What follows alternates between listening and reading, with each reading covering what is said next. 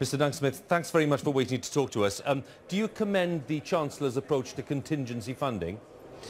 Well, actually, I don't agree with what I thought was the position as briefed this morning, but I do agree with the Prime Minister's correction of that at Prime Minister's question time. I thought she was very clear. And I disagree with Vicky on one particular point. This is not just about showing the European Union that we mean business. You need to plan for all of this. Quite a lot of this, anyway, would need to be in place even if we got a free trade arrangement. So we have to get on with it. And if we don't, we will be going to the World Trade Organization, like every other country in the world, and we'll need to make arrangements for that as well. So this money has to be invested, it's an investment, in terms of making our systems, etc., all right and everything for the time of our departure. So the position the Prime Minister took, which is A, we'll be spending money, B, we intend to spend more money, and we will spend it, I think the phrase is, as and when required.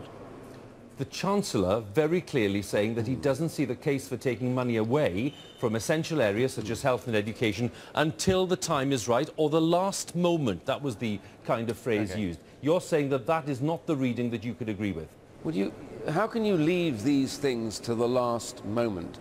The last moment will be too late because we are leaving on March the 19th, 2019.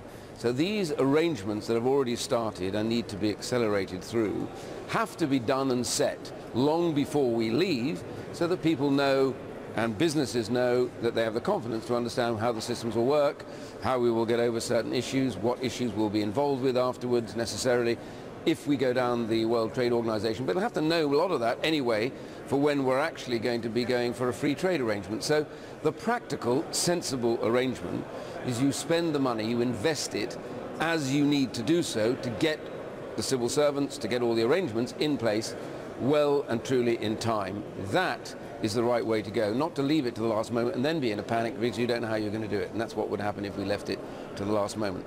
Is your conviction on this telling our viewers that you are increasingly expecting a no-deal Brexit?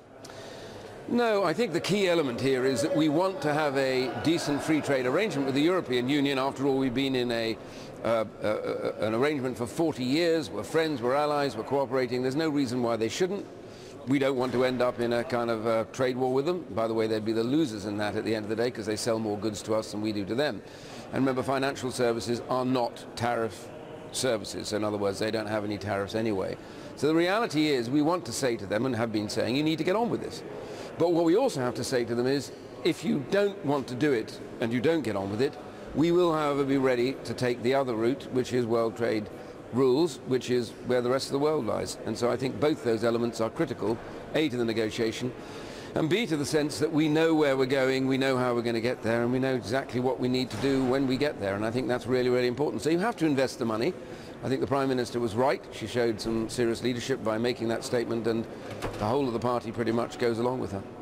Are you surprised by reports, and according to my colleagues, including Laura and Vicky, they're credible reports, that yesterday's Cabinet involved a bust-up on the issue of contingency funding?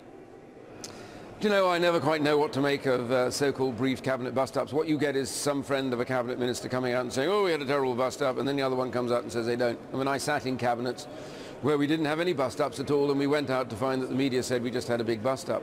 So my general view about this is, you know, don't rake over the tea leaves too much, try drinking the tea. The reality is the Prime Minister was very clear today. She said that we will spend the money that's necessary, and everybody is in line with that, and I understand the Chancellor has accepted that.